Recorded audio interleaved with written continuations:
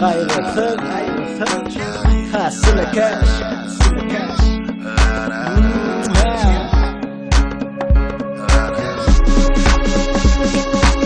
Seni canım iyi görecek, seni sevecek canımdan men. Ödülümcek yalvaracak, orun verecek kalbimden men. Seni gitmesin bol ya, durmuşumdan yanımdan sen kesilecek ya. Seni canım iyi görecek, seni sevecek canımdan men. Ödülüncek yalvaracak, orun verecek kalbimden men.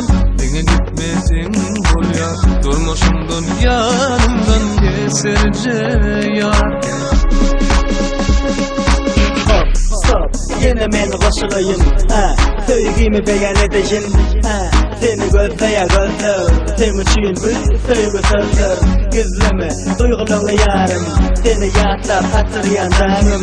Büyüteceğim senin canım, canım hazırla yanımda yarım. Yok, öldürteyim, sensiz olmaz.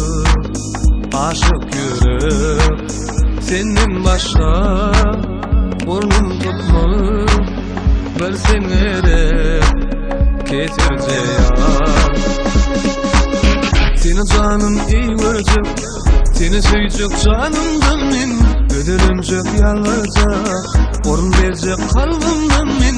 Seni gitmesin bol ya, durmuşumdan yanımdan sen kesilecek ya.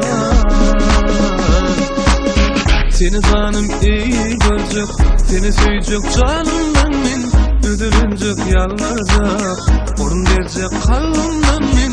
Seni gitmesin bol ya, durmuşumdan yanımdan kesilecek ya. Sensiz olmaz aşık gerek, hemen aycan dinle sen gerek. Sen bolsan yanımda, sen dinleyeceksin hayalimde.